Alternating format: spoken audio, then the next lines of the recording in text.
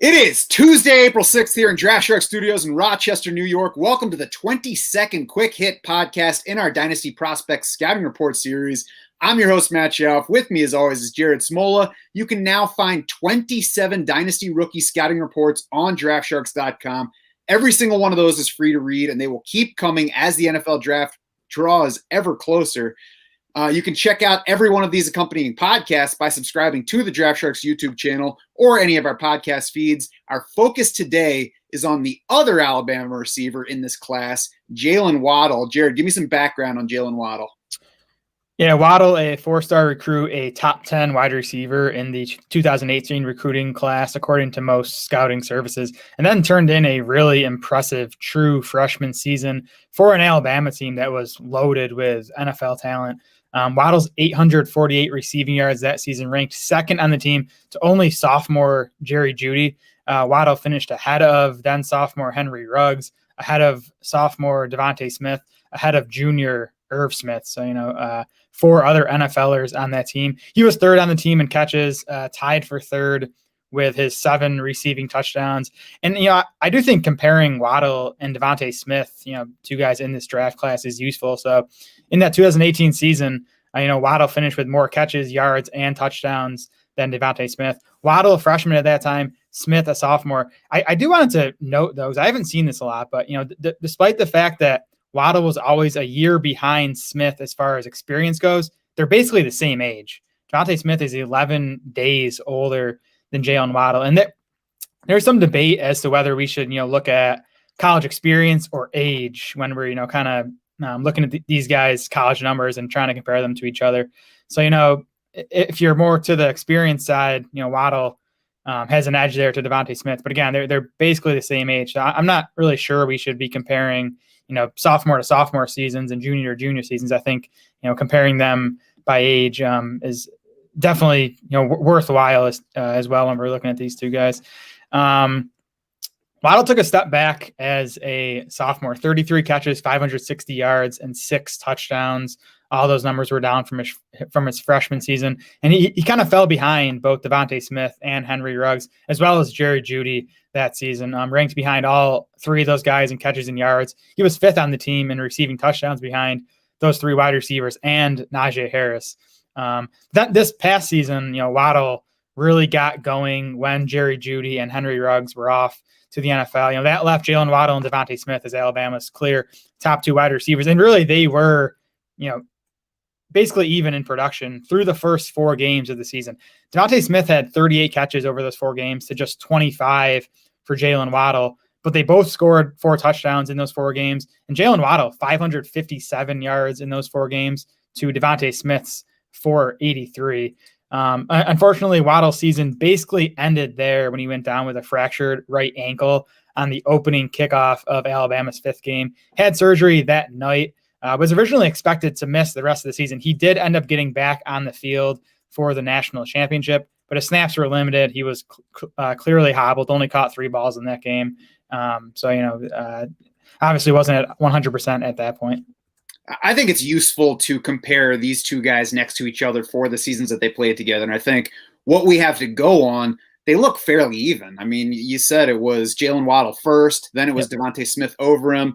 Early last season, they were both producing. It was more catch volume for Smith. Waddle was getting more yardage with what he got. I mean, I think that if you get too far into the debate of which matters more, year or age, that gets a little too deep when you're comparing 2 specific players. That's more of like an overall something to figure out for judging wide receiver prospects. I think that, you look at these 2 guys at the end, they're both very good, and we'll see where they go. We'll talk a little bit more about that as we go. I think we mentioned it back in the Devontae Smith show, but that ridiculously loaded Alabama receiver core of the past few years, I think really challenges the evaluation here. Every guy faced a much tougher fight for market share than, nearly all other top wideout prospects because they come from far less stacked programs. They spent their years starring, probably had at least 1 year where they were dominating market share.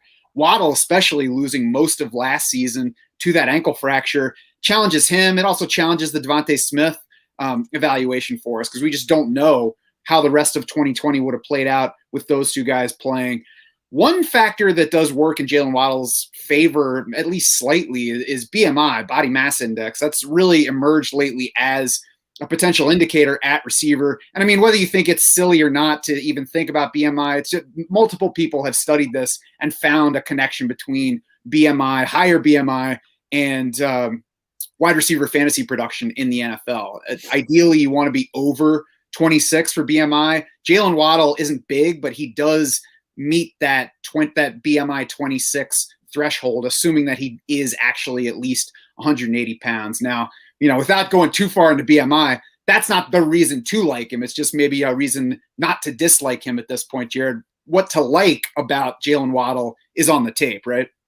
Yeah, definitely. I mean, I'd say, Waddle doesn't have size concerns like Devontae Smith does. I also wouldn't say size is a asset for Jaylen Waddle. He's only 5'9". That's the same height as Elijah Moore. We talked about how Moore is kind of on the fringe of where we need our wide receivers to be height wise. But yeah, I mean, Jaylen Waddle, I think the word elite is overused. I mean, I think he has truly elite speed. Like everyone else kind of looks like they're running in slow motion when Waddle gets up to full speed. And really everything in his game is based off that speed. He can obviously win downfield, just, beating guys with that speed. On crossing routes, he just like runs away from defenders. Like he doesn't even need to make a move. He just kind of crosses their face and just runs away from them and creates big separation. Comeback routes are easy for him because, defenders are on their heels, having to respect that deep speed. The speed is obviously a weapon after the catch. The one thing I was surprised about with Waddle's game, though, is he's good in contested situations. Now, he didn't get a ton of chances, but he converted 6 of 8 contested opportunities over the past couple seasons. And you see some of those on tape where he can go up and get it over guys, make plays in traffic. So I tweeted something that the Tyreek Hill comps are overdone. I mean, no one's Tyreek Hill, but Waddle, has comparable speed. I also think the thing about Tyreek Hill's game is he's good in contested situations. He wins a lot of balls downfield that are, 50-50 balls. And I think Waddle is similar in that regard where, he's going to create separation downfield a lot of the time. But even when he doesn't, he can still win because of that contested ability. Mm-hmm. I don't think it's possible to find a strong argument against Waddle on tape. As you mentioned, the guy is super fast.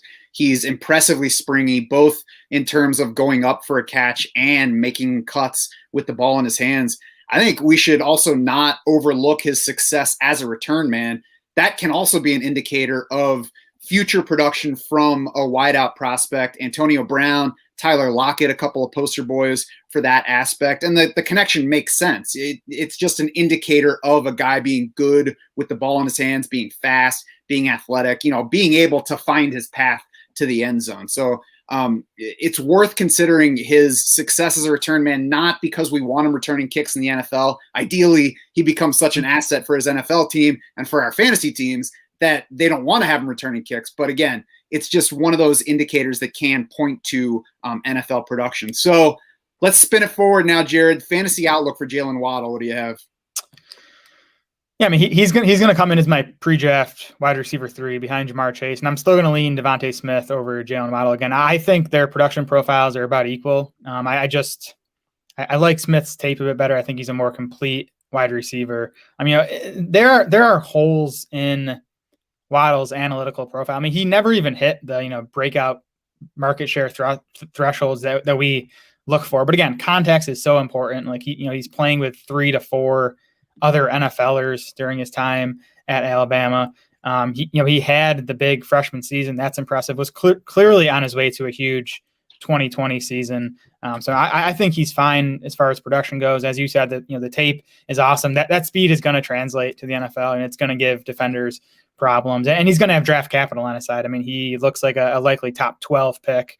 I think he's a guy who can make an immediate impact. Guys like Waddle tend to be more erratic from game to game, just if they're reliant on a big play. But again, if he's going to be a top 15 pick, I mean, he's capable of being, the top option in a passing game, even if he's, doesn't have that ideal size. I mean, Tyreek Hill, I know Travis Kelce's there, but he's essentially the top option in the passing game. I think that's in Waddle's range of outcomes. I definitely think he could, be a fantasy wide receiver 1.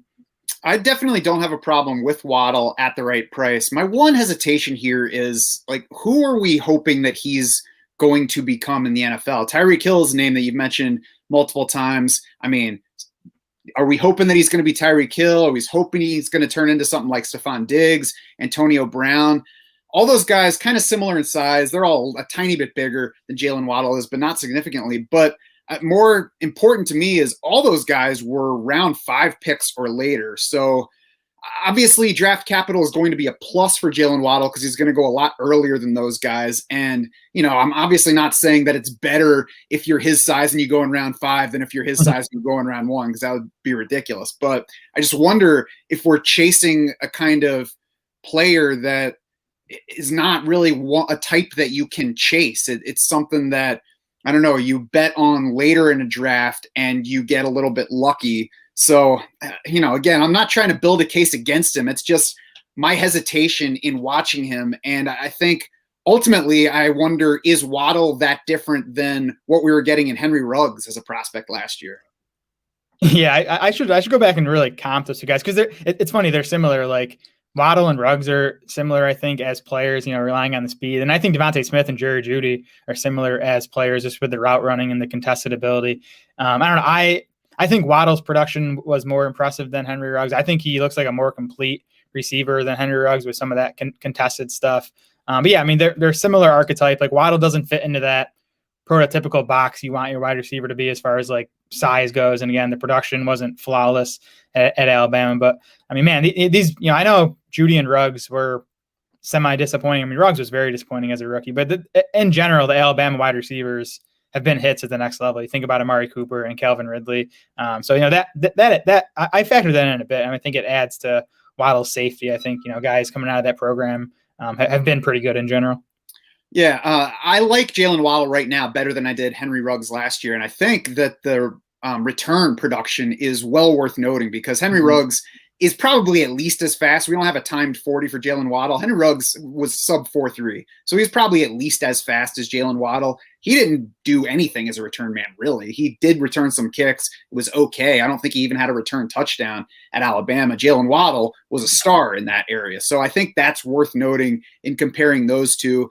Jaylen Waddle, I would be fine with at like 4. I think there's still going to be some sorting for me behind the top of this class. I agree with you in leaning toward Devontae Smith. And again, I know he doesn't align with historically what we look for and what we get from wide receiver prospects. But I said on that show, I feel a little bit more comfortable just like betting on him being an outlier and taking the shot that he's a total bust than I do betting against it. I think Jaylen Waddle is just behind that with the other guys in that range, Elijah Moore, Rashad Bateman, seeing where they land. And I think landing spot might be particularly important for immediate upside for those guys, because if I'm splitting hairs among these wideouts, and I think that one has the opportunity for a Justin Jefferson season because he lands with the team that can give him that kind of immediate target opportunity, that would probably push me in that direction, just on the chance that I do get that immediate production and all of a sudden he's this huge prospect that I can either hang on to or consider trading at a premium that second season. Yeah, like in ranking Waddle over guys like Bateman and even Elijah Moore, at least pre-draft, I'm pretty much baking in the fact that, again, Waddle's going to be a top 12, top 15 pick, where I think, Bateman and Moore, could slide out of the first round. Probably more likely to go in round 2. So, that's going to matter. If those guys surprise and go earlier, or if Waddle goes later, that'll definitely factor in. Right. But if one lands in round 1 with the Ravens and one lands in round 2 with, I don't know, the Saints, then right, I'm probably going to go for the round 2 guy. Agreed. Head over to DraftSharks.com now to read Jared's full scouting report on Jaylen Waddle. While you're there, you can check out the 26 other prospect scouting reports we've already posted. Check back for more right up until NFL draft time. And as I've mentioned, all these are free to read. You should lock in your DS Insider access, though. That way you can see where our behind-the-scenes arguing settles on putting these guys in the dynasty rankings, as well as where our 2021 rankings have all these players plus the veterans at this point. The MVP draft board is live, ready to help you draft whenever you're ready to go. You can also find us on Twitter. We are at Draft Sharks. Jared is at SmolaDS. I am at SchaufDS. That's SCHAUF. For Jared Smol and the rest of the Draft Sharks crew, I'm Matt Schauf saying thanks so much for swimming with us.